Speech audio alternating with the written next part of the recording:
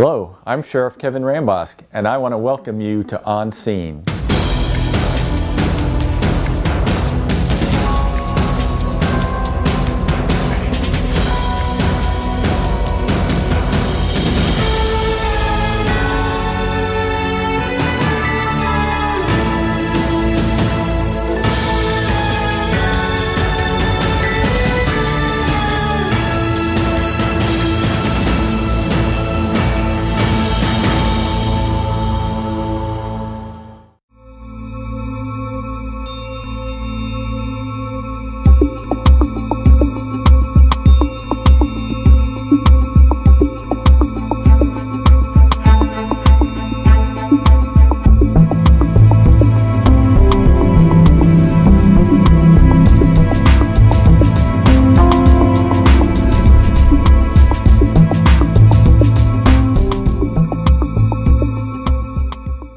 Yeah, on April 14th, 2004, deputies with the Sheriff's Office happened to be in the area of Richard Street and Immokalee Road here in Collier County.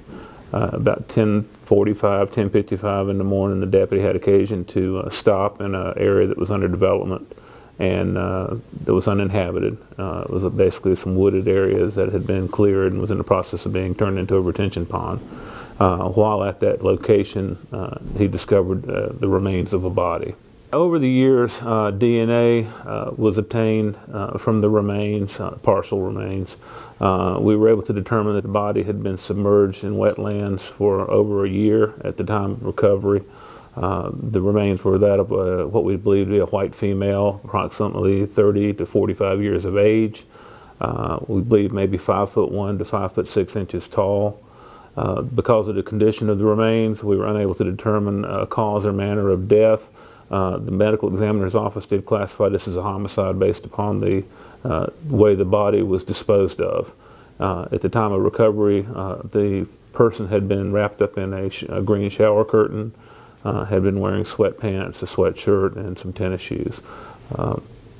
There were a lot of animal activity involved with the remains, as well as just exposure conditions that caused some of the body remains to be gone.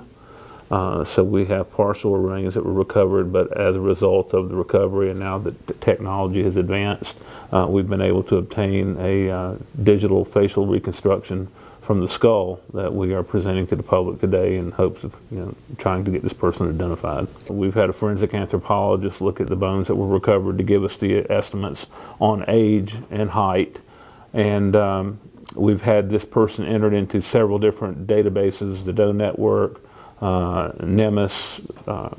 We've had DNA obtained from the University of North Texas, and as a result of that, we have had multiple, I know in excess of 25 different persons that have been reported to us that people thought could have been this person, that we have done either dental comparisons or DNA comparisons against, and have still been unable to determine who she is. Her recovery, she was wearing a sweatshirt, sweatpants, and tennis shoes. Now, the condition of the clothing was such that we couldn't really determine the color or any details about the fabric or sizes. But there was a tag in the sweatshirt that had the word favorites written on it. In addition, she had on a pair of tennis shoes that we were able to recover. The tennis shoes were somewhat unique. On the back of the shoes there was a gold background, gold-colored background that had the 5 Olympic symbols on it, and actually had Olympics written in black type on the back of the shoes. The shoes were a 7.5B, as in Bravo size, female size, and so we're hoping that along with the reconstructive digital reconstruction of her face and the descriptors of the shoes, which were somewhat unique, somebody's going to recognize this person and be able to help us in getting an identification on her. With the technology, we were able to submit photographs from our medical examiner's office to the company that did the reconstructive digital reconstruction, and we attached the mandible, and then the computer did the rest of the work for us to give us the photograph that we have now.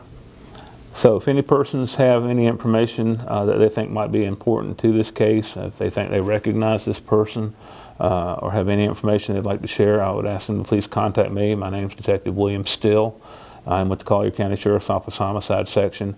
I can be reached directly at my desk at area code 239-252-0057. I have voicemail on my phone, so if I'm not in, the message will be left for me, and I will get back in contact with you as soon as possible. And we look forward to having any help, any assistance we can.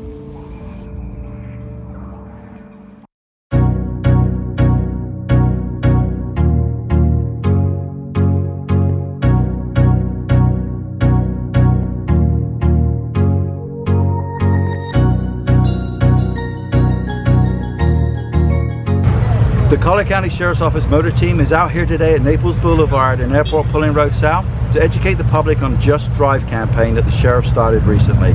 We're educating drivers just to pay attention to their driving and not everything else that's going on in their cars.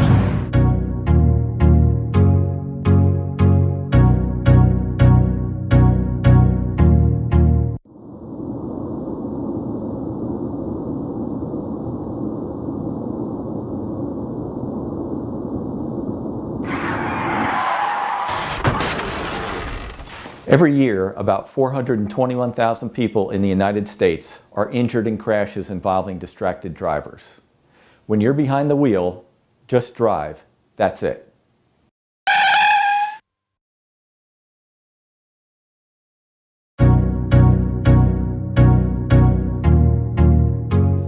I like working with kids. I wanted to have that opportunity. When I went to school, Corporal Mattis and Rich Council were my youth relations deputies, so I liked what they did. I got to see them work with the kids, coach, and things like that, and those are all things that I wanted to do. So now I'm here doing it.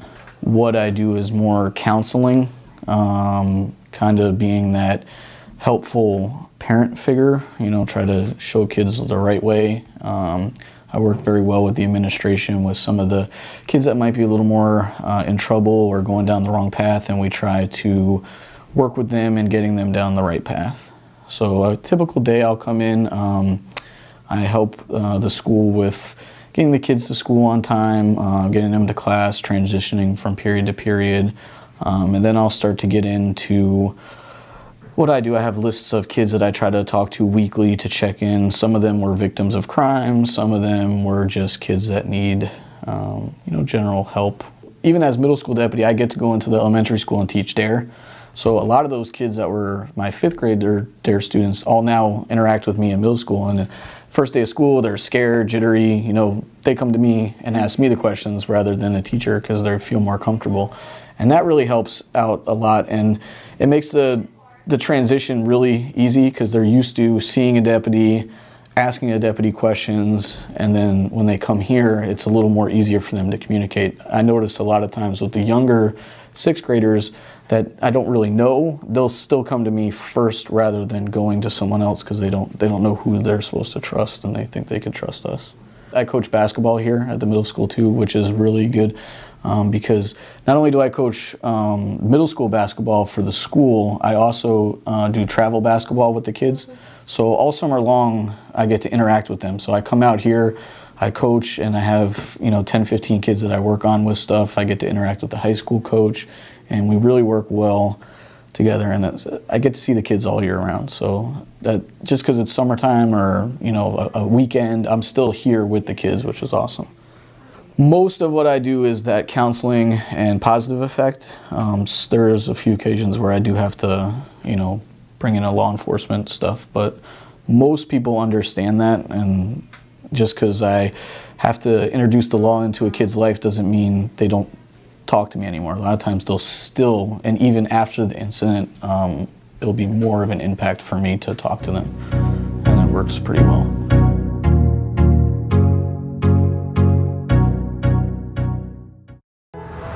The Collier County Sheriff's Office is hiring. We have several career opportunities available, from dispatchers and corrections deputies to road patrol deputies and other civilian positions. To find out more about these great career opportunities, please visit www.colliersheriff.org/careers.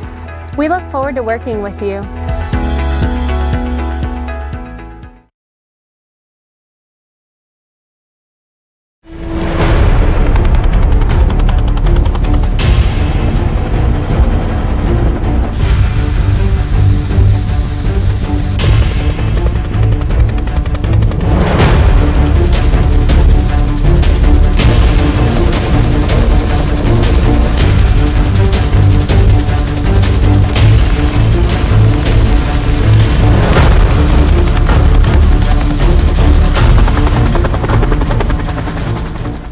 This is a 1969 UH-1H UE helicopter. It's a Bell product, and what we're going to use the helicopter for is basically rescue. We also are going to be doing hoist work, fire suppression. We have a what they call a Bambi bucket, which drops a large amount of water on fires. Once we see a fire, the fire department has a brush fire that's going, we can have our bucket there within minutes and start putting water on the fire to get it until they can get other units in there to help the fight it. Well, in the past, we'd use our smaller helicopter to go out there and find an individual or a family that was lost, and then we'd have to guide either our ag deputies or marine unit in there to find them, which could take, you know, 2 to 3 hours, sometimes longer, depending where they were located. And now we'll be able to fly our helicopter there and hoist them out in less time than we would before. And we won't have to use all those other assets or tie those other assets up. The pilots will go through transition training, and in addition to that, we have rescue specialists and system operators who will be running the hoist and going down the hoist line in order to help the victim. We're going to be flying a 2-pilot crew with a systems operator or crew chief. In addition to that, when we're doing bucket work, we're going to have another person on there spotting where the water needs to go for the fire department. When we're doing rescue operations where we have to hoist someone, it again will be 2 pilots, a crew chief, and some rescue specialists. So the helicopter itself, we can probably hold 6 to 7 people in the back with the 2 pilots.